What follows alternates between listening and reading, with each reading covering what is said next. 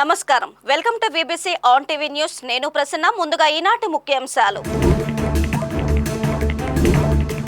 బుజ్జగింపు రాజకీయాలే కాంగ్రెస్ కు ప్రాధాన్యమన్న మోదీ. తమకు మాత్రం దేశమే ముఖ్యమని స్పష్టీకరణ. అమెరికాతో రక్షణ బంధం మరింత బలోపేతమన్న కేంద్ర మంత్రి రాజ్నాథ్ సింగ్. 10 ఏళ్ల సమగ్ర ఫ్రేమ్ వర్క్ తో పనిచేయాలని నిర్ణయించామని వెల్లడి. సీఎం చంద్రబాబుతో నీతి ఆయోగ్ చైర్మన్ భేటీ. రాష్ట్ర ఆర్థిక పరిస్థితి, వికసిత ఏపీ 2047 విజన్ డాక్యుమెంట్ పై చర్చ. జగన్ పై ఫైర్ అయిన మంత్రి సంధ్యారాణి. మతి భ్రమించినట్టుందని ఘాటు వ్యాఖ్యలు.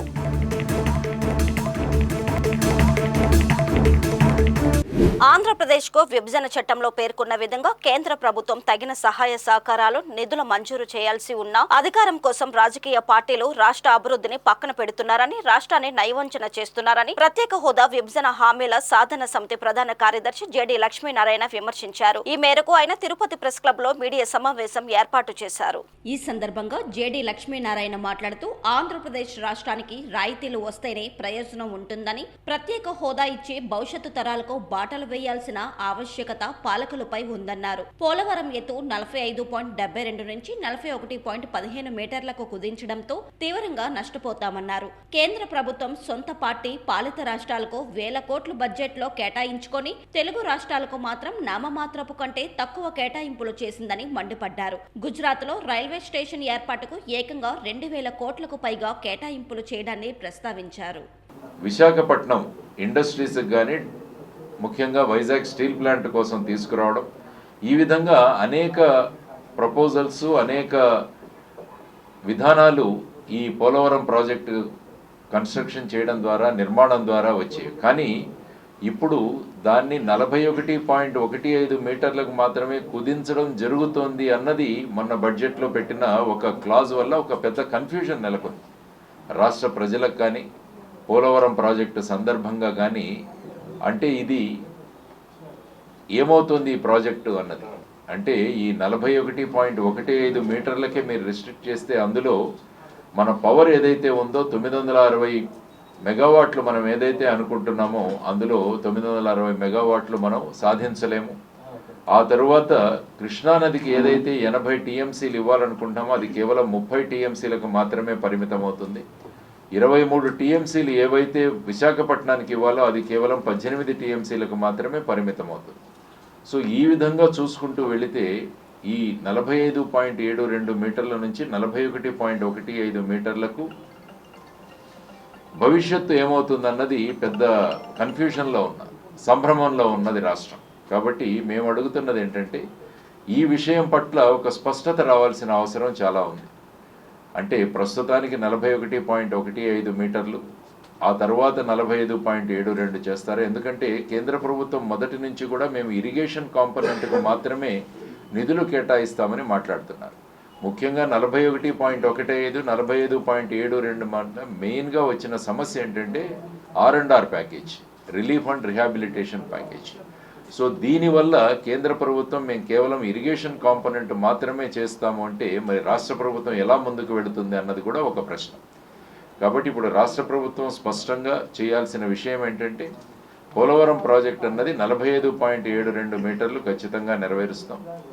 ఆ తర్వాత దానికి కావలసిన అదనపు నిధులు ఏవైతే ఉన్నాయో సుమారుగా 21,000 కోట్ల రూపాయలు అది కూడా కేంద్ర ప్రభుత్వం నుంచి కేటాయింపులు చేసుకుంటామని రాష్ట్ర ప్రభుత్వం కేంద్ర ప్రభుత్వం నుంచి ఒక హామీ తీసుకోవాల్సిన అవసరం. లేకుంటే ఏమవుతుందంటే ఇది ఒక పెద్ద బ్యారేజ్ లాగా అవుతుంది, ఒక రిజర్వాయర్ లాగా అవుతుంది. దానివల్ల సుమారుగా 200 టీఎంసీల దాకా అనుకున్నది 115 టీఎంసీలకు మాత్రమే పరిమితం అవుతుంది. సో ఈ విధమైన సంభ్రమం పరిస్థితిలో మన ప్రత్యేక హోదా సాధన సమితి ద్వారా రాష్ట్ర ప్రభుత్వానికి, కేంద్ర ప్రభుత్వానికి కూడా ప్రజల్లో నెలకొన్న ఈ సంభ్రమాన్ని త్వరలో మీరు పరిష్కరించాల్సిన అవసరం ఉంది. పోలవరం ఏదైతే నేషనల్ ప్రాజెక్ట్ అని కట్టారో అది 45.72 మీటర్లకు ఉంచాలి. దాన్ని ఎట్టి పరిస్థితుల్లో కూడా 41.15 మీటర్లకు కుదించకూడదు. నీటి నిల్వ గురించి మనం మాట్లాడాం. కాబట్టి నీటి నిల్వ గురించి ఇది కేవలం ఒక బ్యారేజ్ మాత్రంగా కాదు, ఇది మల్టీపర్పస్ ప్రాజెక్ట్ అంటే ఎలక్ట్రిసిటీ జనరేట్ అవుతుంది, తర్వాత ఇరిగేషన్ వస్తుంది, ఆ తర్వాత వచ్చేసి కృష్ణా గోదావరిల అనుసంధానం, 80 టీఎంసీలు ఏర్పాటు, మంచినీటి సరఫరా, విశాఖపట్నానికి అక్కడ కావాల్సిన ఇండస్ట్రీస్కి వాటికి కావాల్సిన నీటి సరఫరా, ఇవన్నీ కూడా పొందుపరిచబడిన ఈ ప్రాజెక్ట్ని మళ్ళా దాన్ని కుదించే పరిస్థితులు ఉండకూడదు అని సాధన సమితి ద్వారా ఈ ప్రెస్ కాన్ఫరెన్స్ ఏర్పాటు చేసి ప్రజలకు దీని గురించి ఒక విషయం తెలియజేస్తూ, ఆ తర్వాత స్థానిక ఎంపీలు, మీ స్థానిక ఎంపీలు తర్వాత వారిని కూడా కలిసినప్పుడు ప్రజలు వారి మీద ఇందులో ఏదైతే సంభ్రమం ఏర్పడిందో దాన్ని త్వరలో దీన్ని పరిష్కరించి ఒక స్టేట్మెంట్ రావాలి అన్నది ముఖ్యంగా సాధన సమితి నుంచి మేము మన ఎంపీలకు కానీ ప్రస్తుతం ముఖ్యమంత్రి గారికి, ఉప ముఖ్యమంత్రి గారికి, వీరందరికీ కూడా మేము తెలియజేస్తున్నాం. కాబట్టి ఆ విధంగా త్వరలో ఒక స్టేట్మెంట్ ఇవ్వాలని చెప్పేసి మేము కోరుకుంటున్నాం. రక్షణ భాగస్వామ్యాన్ని మరింత బలోపేతం చేసుకునేందుకు 10 ఏళ్ల సమగ్ర ఫ్రేమ్ వర్క్ తో పనిచేయాలని భారత్, అమెరికా నిర్ణయించుకున్నాయి. రక్షణ శాఖ మంత్రి రాజ్నాథ్ సింగ్, అమెరికా రక్షణ మంత్రి పీట్ హెగ్సెత్ మధ్య జరిగిన ఫోన్ సంభాషణలో ఈ మేరకు అంగీకారం కుదిరింది. గూఢచర్యం, వ్యూహ రచన, పారిశ్రామిక సహా పలు రంగాల్లో పరస్పరం సహకరించుకోవాలని ఇరు దేశాలు తీర్మానించుకున్నాయి. ద్వైపాక్షిక రక్షణ సంబంధాలకు సంబంధించిన అన్ని విషయాలను అద్భుతంగా సాగిన తమ సంభాషణలో సమీక్షించామని రాజ్నాథ్ సింగ్ ఎక్స్ లో పేర్కొన్నారు. అమెరికా రక్షణ మంత్రిగా హెగ్సెత్ పదవి బాధ్యతలు స్వీకరించాక రాజ్నాథ్ తో సంభాషించడం ఇదే తొలిసారి. ఆంధ్రప్రదేశ్ ముఖ్యమంత్రి చంద్రబాబు నాయుడుతో నీతి ఆయోగ్ చైర్మన్ భేటీ అయ్యారు. ఈ సందర్భంగా వైస్ చైర్మన్ సుమన్ బేరీ బృందం ఇప్పటికే సచివాలయానికి చేరుకుంది. వీరికి అధికారులు ఘన స్వాగతం పలికారు. ఈ భేటీలో ప్రధానంగా రాష్ట్ర ఆర్థిక పరిస్థితి, వికసిత ఏపీ 2047 విజన్ డాక్యుమెంట్ పై చర్చించనున్నట్లు సమాచారం. ఈ కార్యక్రమంలో ఆర్థిక మంత్రి పయ్యావుల కేశవ్ కూడా పాల్గొననున్నారు. ఏపీలో అమలు చేస్తున్న సంక్షేమ అభివృద్ధి కార్యక్రమాలపై భేటీలో చంద్రబాబు, పయ్యావుల చర్చించనున్నారు. ఇటీవలే 16వ finance commission chairman Panagariya CM Chandrababu, Payyavula కలిశారు. పెద్దవాళ్లంటే వైకాపా అధ్యక్షుడు జగన్ కు ఏమాత్రం గౌరవం లేదని మంత్రి గుమ్మడి సంధ్యారాణి విమర్శించారు. మంగళగిరిలోని టీడీపీ కార్యాలయంలో నిర్వహించిన మీడియా సమావేశంలో ఆమె మాట్లాడారు. ఈ సందర్భంగా మంత్రి మాట్లాడుతూ జగన్ ఏం మాట్లాడుతున్నారో ఆయనకైనా అర్థమవుతుందా, ఆయనకు మతి భ్రమించినట్లుగా ఉందని విమర్శించారు. 20,000 కోట్ల రూపాయలు అప్పు చేసిన పెద్ద మనిషి ఆ డబ్బులతో ఏం చేశారో చెప్పాలని ప్రశ్నించారు.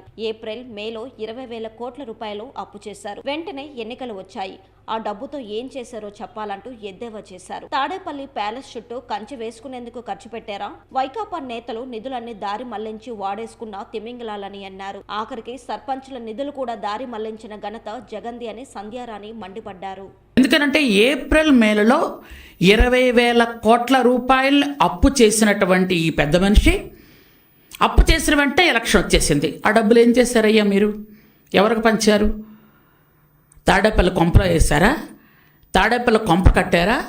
మీరు యాక్చువల్గా చెప్పాలంటే ఆంధ్రప్రదేశ్లో ఉన్నటువంటి డబ్బంతా గత 5 సంవత్సరాల్లో దాదాపు 20 సంవత్సరాలని ఆంధ్రప్రదేశ్ నెట్టేసి మీరు చేస్తున్న పనేంటి? తాడేపల్లి ప్యాలెస్ కట్టుకోవడం, ప్యాలెస్ చుట్టూ కంచేసుకున్నట్టు పెద్ద పెద్ద గోడలు కట్టుకోవడం, ఎగ్ పఫ్ఫులు తినేయటం, కోట్లాది రూపాయలు ఖర్చు పెట్టి మీరు ఏసీలు వేసుకోవడం, కోట్లాది రూపాయలు ఖర్చు పెట్టి మీ ఇంటికి రోడ్డు వేసుకోవడం. ఇది తప్ప ఏం పని చేశారు చెప్పండి? పోలవరం నిధులు మింగేశారు, అమరావతి నిధులు మింగేశారు, అలాగే డోక్రా మహిళ నిధులు మింగేశారు. చివరికి చిన్న చిన్న గ్రామ పంచాయతీ, గ్రామ సచివాలయాల నిధులు కూడా మింగేశారు. సర్పంచుల అకౌంట్లో పడాల్సిన డబ్బులు కూడా మీ అకౌంట్లో వేసుకొని మింగేసినటువంటి పెద్ద తిమింగలాలు మీరేమో మంచి గురించి, అభివృద్ధి గురించి, మా చంద్రబాబు నాయుడు గురించి మాట్లాడే అర్హత ఏమీ మీకు లేదనడానికి నేను కాదు, రాష్ట్రంలో ఏ చిన్న అబ్బాయినైనా అడిగినా చెప్తారు. ఎందుకంటే ఈయనకు మతి పోయింది అని. నిన్న మాట్లాడతాడు ఆయన. ఒక విలేకరు ఎవరో పాపం అడిగారు, సార్ మీరు మళ్ళీ అసెంబ్లీకి వెళ్తారా అని. నేను అసెంబ్లీకి రావాలా వద్దో మీరు వెళ్ళి స్పీకర్ గారిని అడగండి. ఆ 2 మాటలకు ఏమైనా సంబంధం ఉందా అండి? నిజం చెప్పండి. ఇప్పుడు మీకు అర్థం అట్లా ఆయన పిచ్చోడని. పాప విలేకరు ఏదో అడిగారు, మీరు అసెంబ్లీకి వెళ్తారా లేదా? వెళ్తాను అంటే ఎస్, వెళ్ళంటే నో అని చెప్పాలి. వెళ్ళి స్పీకర్ గారిని అడగంటే అర్థం ఏంటి? స్పీకర్ గారిని ఎందుకు అడగాలి? అంటే పాపం ఎంత మతిపోయిందో చూడండి. అంటే 6 నెలలు అధికారంలో లేకపోతే సైకో జగన్మోహన్ రెడ్డి చిప్పు మొత్తం పోయింది.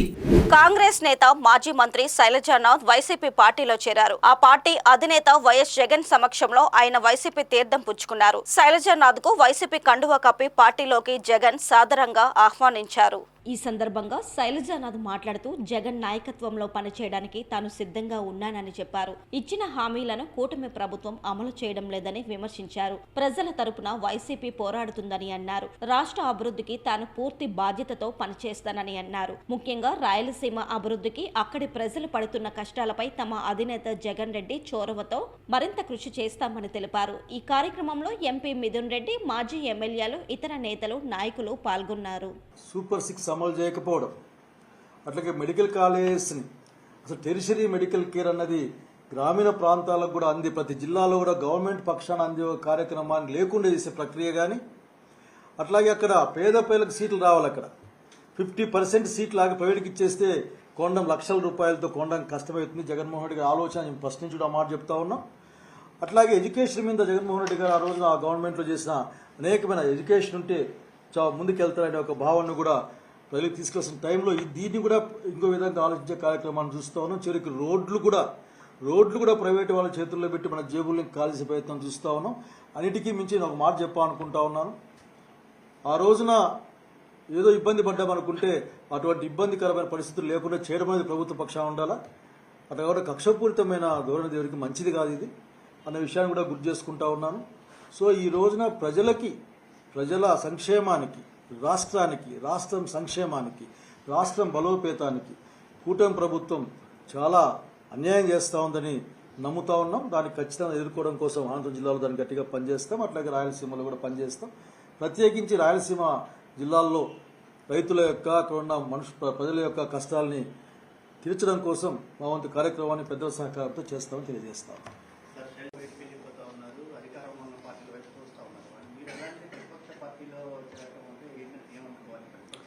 I told politics are not the business. ఇది వ్యాపారం కాదు. పాలిటిక్స్ అనే అంతిమ లక్ష్యం అనేది ప్రజల ప్రాంతం యొక్క సంక్షేమాన్ని ముడిపడి ఉంటుంది. సో ఈ టైంలో డైరెక్ట్గా ఎన్డీఏ ప్రభుత్వం అని చెప్పుకుంటున్నారు చంద్రబాబు నాయుడు గారు. నేను ఎన్డీఏ ప్రభుత్వం, బీజేపీ, జనసేన కూటమి ఎన్డీఏ అని చెప్పుకుంటున్నాను. సో ఎన్డీఏ ఆర్థిక విధానాలు కానీ, ప్రజా విధానాలు కానీ ప్రజలకు అనుకూలంగా ఉండవు, రాష్ట్రానికి అనుకూలంగా ఉండవు, ప్రజల సంక్షేమాన్ని దెబ్బతీస్తాయని నేను బలంగా నమ్ముతున్నాను. So this is the platform to work. At the same time ఎంత ఇబ్బంది వచ్చినా సరే మొక్కవని ధైర్యంతో పనిచేసే నాయకత్వం కూడా కావాల్సిన అవసరం ఉంది. ఆ నాయకత్వం జగన్ రెడ్డి ద్వారా వస్తుందని బలంగా నమ్ముతా ఉన్నాం. So we work for that. At the same time రాయలసీమకు కూడా, మా ప్రాంతం రాయలసీమకు, మా జిల్లాకు కూడా అన్ని విధాల ఒక సహకారం కానీ, అభివృద్ధి కానీ జరగడానికి జగన్మోహన్ రెడ్డి గారి యొక్క చొరవ, వారి యొక్క ఆలోచన ఉపయోగపడుతుంది బలంగా నమ్ముతా ఉన్నాం. So working first today only the first day, but I cannot ఎక్కువ విషయాలు నేను చెప్పేవి నాకు ఏం లేవు. So this only one thing I tell, politics అనేది అధికారం కోసం, బిజినెస్ కోసమో కాదు. అధికారం వస్తే వస్తుంది. That's all. వైసీపీ అధినేత జగన్, ఆ పార్టీ మాజీ రాజ్యసభ సభ్యుడు విజయసాయి రెడ్డికి మధ్య ప్రచండ యుద్ధం మొదలైనట్టే కనిపిస్తుంది. రాజకీయాల్లో విజయసాయి రెడ్డికైనా మరెవరికైనా సరే విశ్వసనీయత ఉండాలంటూ నిన్న మీడియా సమావేశంలో జగన్ వ్యాఖ్యానించిన సంగతి తెలిసిందే. భయంతోనో, ప్రలోభాలకు లొంగిపోయో లేదా మరే కారణాల వల్ల కానీ ప్రత్యర్థులకు లొంగిపోకూడదని ఆయన వ్యాఖ్యానించారు. జగన్ చేసిన ఈ వ్యాఖ్యలకు విజయసాయి రెడ్డి తాజాగా ఘాటుగా కౌంటర్ ఇచ్చారు. వ్యక్తిగత జీవితంలో కూడా విలువలు, విశ్వసనీయత ఉన్నవాడిని కాబట్టే ఎలాంటి ప్రలోభాలకు లొంగలేదు. భయం అనేది నాలో ఏ అణువులోనూ లేదు కాబట్టే రాజ్యసభ పదవిని, పార్టీ పదవుల్ని, రాజకీయాలనే వదులుకున్నా అని ట్వీట్ చేశారు. విజయసాయి ట్వీట్ ప్రస్తుతం వైసీపీ శ్రేణుల్లో చర్చనీయాంశంగా మారింది. ప్రజలంతా ఆరోగ్యంగా జీవించడానికి పర్యావరణాన్ని కాపాడాలని సిమ్స్ కళాశాల ప్రిన్సిపల్ లారెన్స్ కోరారు. విశాఖలోని సిమ్స్ సిఎంటి లా కళాశాల ఆల్వార్ దాస్ విద్యా సంస్థలో గ్రీన్ క్లైమేట్ టీం నేతృత్వంలో నిర్వహించిన అవగాహన కార్యక్రమాల్లో ఆమె మాట్లాడారు.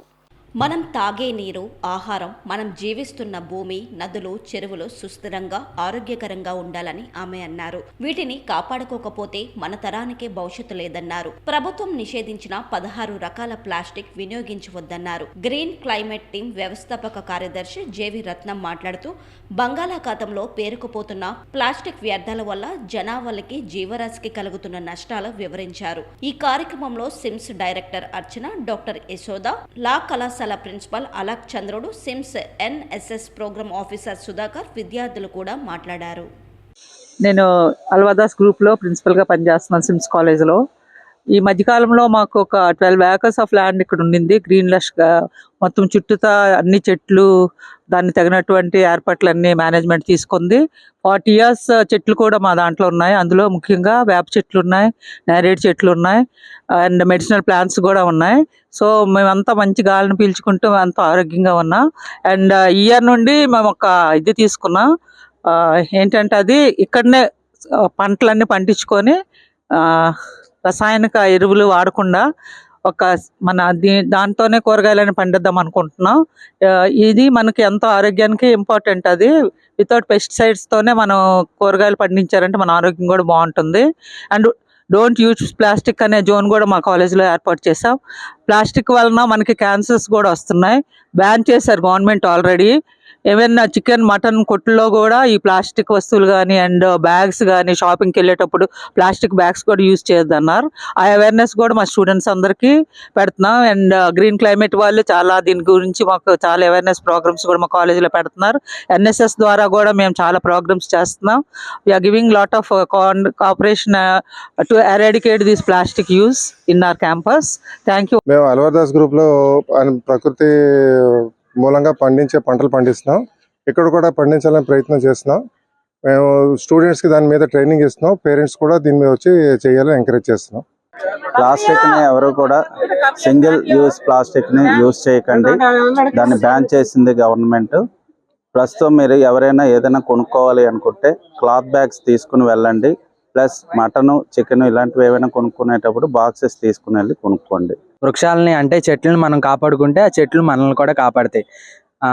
అలాగే సేంద్రీయ వ్యవసాయాన్ని, పెస్టిసైడ్స్, పురుగు మందులు ఇలాంటివన్నీ వాడకుండా మన పెద్దవాళ్ళు ఎలాగైతే సేంద్రీయ వ్యవసాయాన్ని చేసుకుని ఎక్కువ కాలం ఆరోగ్యంగా ఎలా జీవించారో మనం కూడా దాన్ని ఫాలో అయితే మనం కూడా ఆరోగ్యంగా జీవించవచ్చు. నా పేరు జయశ్రీ. నేను సిమ్స్ కాలేజ్లో చదువుతున్నాను. ఒక్కరు పర్యావరణ పరంగా పంటలు పండించాలి. ప్రకృతి పరంగా పండించే పంటలు అందరూ ఆహారంగా తీసుకోవాలి. మన ఇంటి పంటే మనకి ఆరోగ్యకరం. ఉత్తరాంధ్ర ఆరాధ్య దైవం, ప్రముఖ పుణ్యక్షేత్రంగా విరాజిల్లుతున్న సింహాచలంలో శ్రీ వరాహ లక్ష్మీ నరసింహస్వామి వారి నిత్య కళ్యాణం అత్యంత వైభవంగా జరిగింది. ఆర్జిత సేవల్లో భాగంగా అర్చక స్వాములు ఉత్సవమూర్తి గోవిందరాజ స్వామిని ఉభయ దేవేరులతో మండపంలో అధిష్ఠింపజేశారు. నిత్య కళ్యాణంలో పాల్గొన్న భక్తుల గోత్రనామాలతో సంకల్పం చెప్పి పంచరాత్ర గమశాస్త్రం విధానంలో విశ్వక్సే నారాధన పుణ్యహ వచనాలతో కార్యక్రమానికి శ్రీకారం చుట్టారు. కంకణ ధారణ, నూతన యజ్ఞోపవీత సమర్పణ, జీలకర్ర బెల్లం, మాంగళ్య ధారణ, తలంబ్రాల ప్రక్రియలను కమనీయంగా జరిపించారు. మంత్రపుష్పం, మంగళ శాసనాల తరువాత భక్తులకు వేద ఆశీర్వచనాలు, శేషవస్త్రాలు, స్వామివారి ప్రసాదాలను అందజేశారు. అనంతరం భక్తులకు స్వామివారి అంతరాలయ దర్శనం కల్పించారు.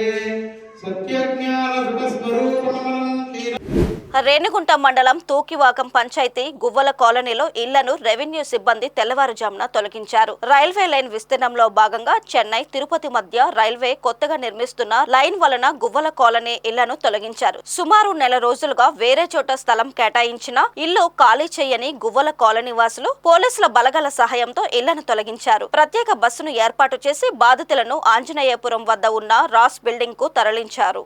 ఈ మేరకు గువ్వల కాలనీ బాధితులు మీడియాతో మాట్లాడుతూ 40 సంవత్సరాల నుంచి జీవనం సాగిస్తున్న తమకు ఆశ్రయం కోల్పోవడం చాలా బాధగా ఉందని, తమ కుటుంబం రోడ్డున పడిందని, తమ కుటుంబ సభ్యులు ఎక్కడున్నారో కూడా తెలియదంటూ తమ బాధను వ్యక్తం చేశారు. తమకి ప్రభుత్వం అండగా ఉండాలని కోరారు. తమ ఇళ్లను ఖాళీ చేసే ప్రసక్తే లేదని గువ్వల కాలనీ వాసులు భీష్మించారు.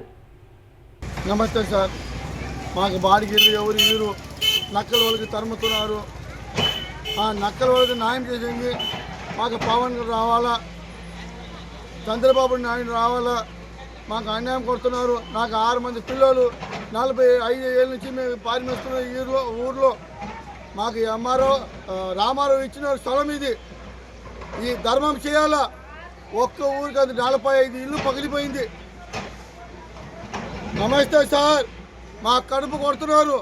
మాకు ఇల్లు లేవు, వాకిలు లేవు. ఇప్పుడు రోడ్డు మీద ఉన్నాం, మేము రోడ్డు మీద ఉన్నాం సార్, రోడ్డు మీద ఉన్నాం. ఈ ధర్మం కేసుకు ఎవరు ఉన్నారు? మా ఇల్లు అన్ని పోతున్నాయి. పవన్ కళ్యాణ్ రావాలా, చంద్రబాబు నాయుడు రావాలా, మాకు ధర్మం చేయాలా. మాకు చేసే మనుషులు ఎవరు లేవు. ఎవరితో మాట్లాడితే రైలు అంటే ఏ ధర్మం ఉన్నాయి సార్? మాకు ఏదో ఇల్లు వాకిలు ఇస్తే కదా మేము పోయేది. మాకు ఏం లేకుండా ఇల్లు అని పగల యాడ ఉండేది, మేము యాడ ఉండేది, ఎవరి దగ్గర ఉండేది? రోడ్డు మీద ఉండమంటావా? మాకు ఇళ్ళకి బాడికి ఇచ్చేవాళ్ళు ఎవరు? వాళ్ళు 18,000 ఇస్తారు. ఎవరి దగ్గర పోయేది మేము? ఎవరు బాడికి ఇస్తారు? నక్కల వాళ్ళకి ఎవరు బాడికి ఇస్తారు?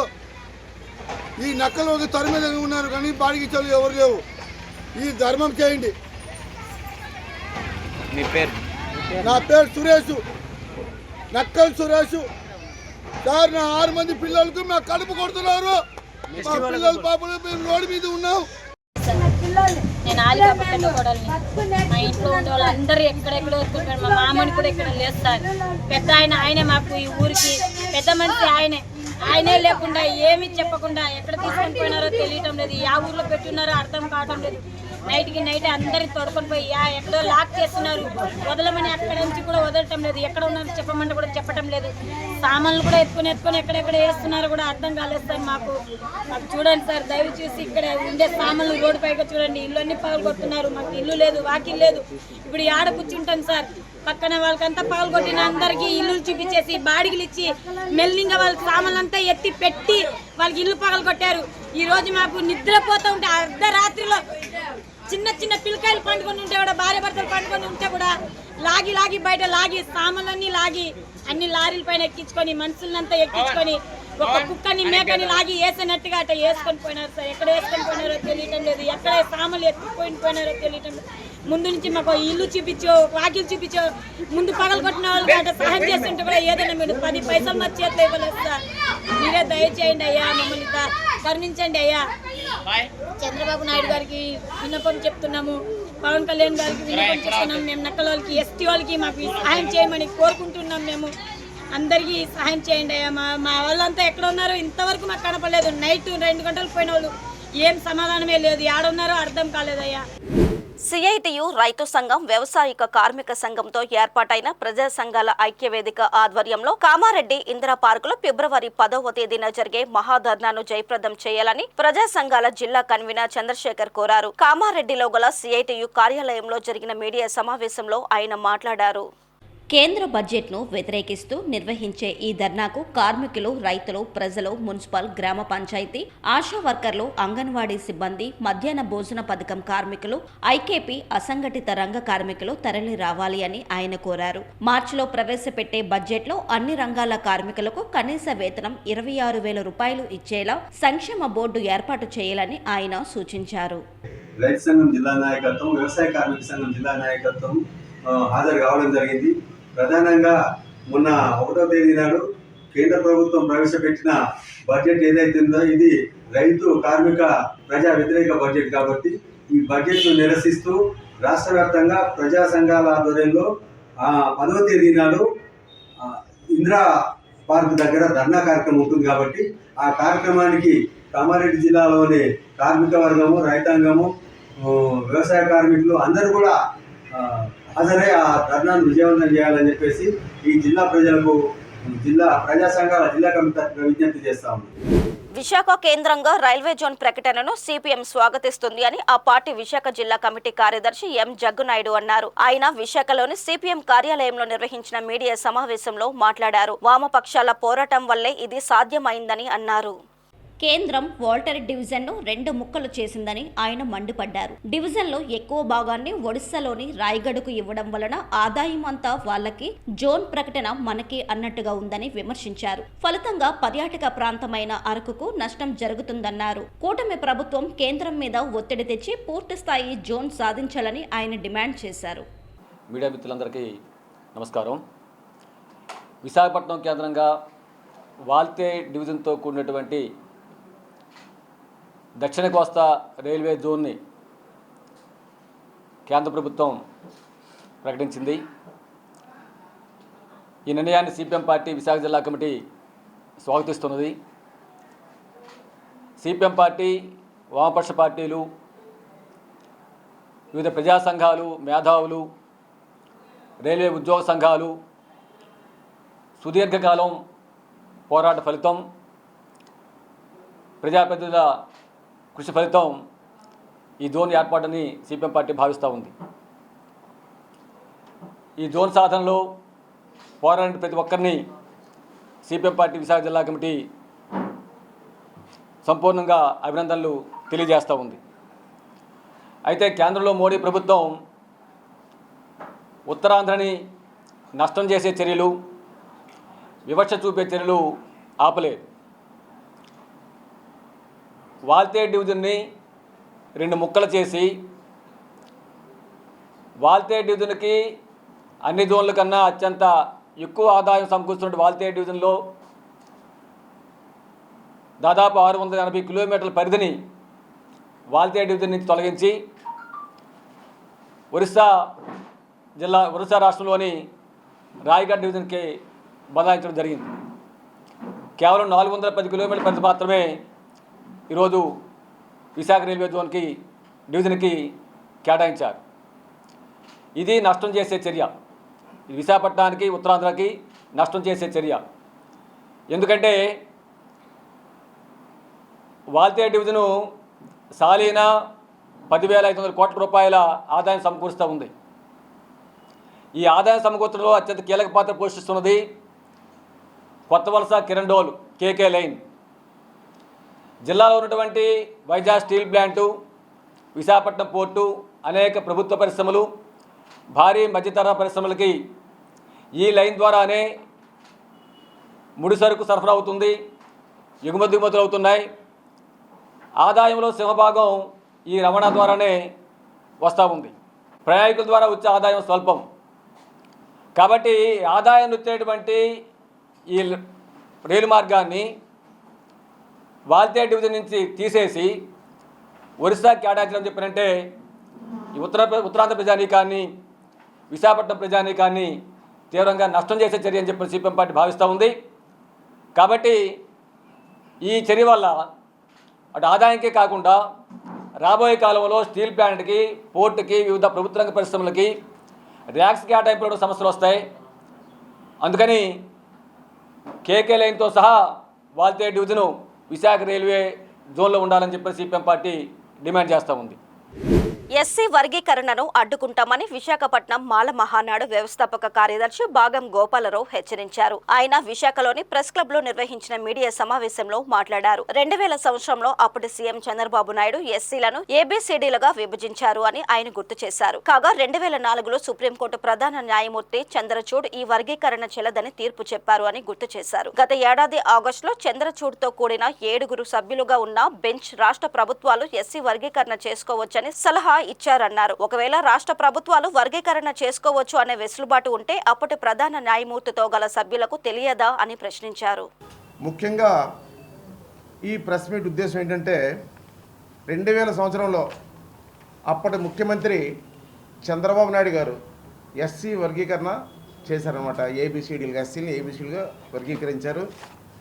2004 వరకు ఆ పొలాలు మాదిగ కమ్యూనిటీ అనుభవించారు. 2004 వరకును. పిమ్మట మాలమానాడు సంబంధించి సుప్రీంకోర్టులో కేసు వేసిన తర్వాత సుప్రీంకోర్టు అప్పటి ప్రధాన న్యాయమూర్తి చంద్రచూడ్ గారు ఎస్సీల మీద వర్గీకరణ చెల్లనేరదు, సోషల్ స్టేటస్ ప్రకారం ఎస్సీలు మాల కానీ మాదిగ కానీ అంటరాని వాళ్ళే కానీ వీళ్ళ మధ్య విడదీయవలసిన అవసరం లేదని అప్పుడు సుప్రీంకోర్టు ఎస్సీ వర్గీకరణ జడ్జిమెంట్ ఎస్సీ వర్గీకరణకి వ్యతిరేకించి జడ్జిమెంట్ ఇచ్చారు. అయితే ఈ మధ్యన మొన్నటి ప్రధాన న్యాయమూర్తి వైవి చంద్రచూడ్ ఈ వైవి చంద్రచూడ్తో ఒక 7 కమిటీని మన ప్రధానమంత్రి నరేంద్ర మోడీ గారు ఎప్పుడైతే కృష్ణమాదిగా హైదరాబాద్లో మాది విశ్వరూప సభ పెట్టి కౌగులించుకొని ఏడ్చిన తర్వాత వెంటనే ఒక 7 సభ్యులతో కమిటీ వేసి మాలలు మాదిగలు సమాన స్టేటస్ ఉన్నప్పటికి కూడా రాష్ట్రాలు వర్గీకరణ చేయవచ్చని ఒక చిన్న సలహా ఇచ్చారనమాట రాష్ట్ర ప్రభుత్వాలకి. సుప్రీంకోర్టు సంబంధం లేదు, మీరు రాష్ట్రాలు వర్గీకరణ చేసుకోవచ్చని. దీనిపైన అక్కడ ఉమ్మడి రాష్ట్రాల్లో ఇటు చంద్రబాబు నాయుడు కానీ అక్కడ రేవంత్ రెడ్డి కానీ చాలా స్పీడ్గా ఉన్నారు. మా తమిళనాడులో తెలంగాణలో ఇది మధ్యన చేసినట్లు కూడా ఉంది, కేబినెట్ ఆమోదించినట్టు కూడా ఉంది. అయితే మేము ఏం చెప్తున్నామంటే 2004లో అదే చంద్రచూడు ఇప్పుడు ప్రధాన న్యాయమూర్తి తండ్రి వర్గీకరణ చెల్లలేదని చెప్పాడు. మరి ఇతను ఏం చెప్తున్నాడు, వర్గీకరణ సుప్రీంకోర్టు సంబంధం లేదు, రాష్ట్ర ప్రభుత్వాలు చేసుకోవచ్చు. ఒకవేళ రాష్ట్ర ప్రభుత్వాలు చేసుకోవాల్సి వస్తే మరి అప్పుడెందుకు అతను అటువంటి తీర్పు ఇవ్వలేదు? అప్పటికిప్పుడు తేడా ఏమిటి? ఇదే చంద్రచూడ్ తండ్రి అప్పుడు ఇవ్వచ్చు కదా, రాష్ట్రాలు చేసుకోవచ్చు, రాష్ట్రాలు వెసులుబాటు చేసుకోవచ్చు అని. కానీ సుప్రీంకోర్టు తీర్పులు ఏవైతే ఉన్నాయో ఏమైనా కూడా ఎస్సీలకు ముఖ్యంగా మాలకు వ్యతిరేకంగా వస్తున్నాయి. అయితే ఈ మధ్యన ఈ వర్గీకరణ సమస్య చాలా పీక్కి వెళ్ళిపోయింది. కృష్ణమాదిగా ఎవరెవరినో పెట్టి ఈ మాలల్ని తిట్టిస్తున్నాడు. ఏమంటాడు కృష్ణమాదిగా, మా యొక్క ఆస్తిని మాలలు దుబ్బేస్తున్నారు. మీ ఆస్తిని ఎందుకు దుబ్బేస్తారు మాలలు? ఎవరైతే మాలలు కులవృత్తి లేని మాలలు కష్టపడి చదువుకొని బాబాసాహెబ్ అంబేద్కర్ పెట్టినటువంటి రిజర్వేషన్లు అనుభవించుకుంటూ కష్టపడి చదువుకొని ఎక్కడెక్కడ కొంతమంది ఉద్యోగులు ఉంటే దాన్ని బూసుగా చూపించి మాలలు మా ఆస్తి దొబ్బేస్తున్నారు, మీ ఆస్తిని దొబ్బేస్తున్నారు, మీకున్న ఆస్తి. కాబట్టి దీన్ని తీవ్రంగా వ్యతిరేకిస్తున్నాం. అలాగే మన సోమాజిగూడ హైదరాబాద్లో సోమాజిగూడ ప్రెస్ క్లబ్లో ఎవరో సమ్ జర్నలిస్టు విఠలరావు, తర్వాత ఎవరో పృథ్వీరాజ్ అంట, ఈయనే ఉంటున్నారు మాలడు సామాజిక స్మగ్లర్లు అంటాడు ఒకడు. ఈ వార్తలు ఇంతటితో సమాప్తం. మరిన్ని విశేషాలతో మళ్ళీ కలుద్దాం.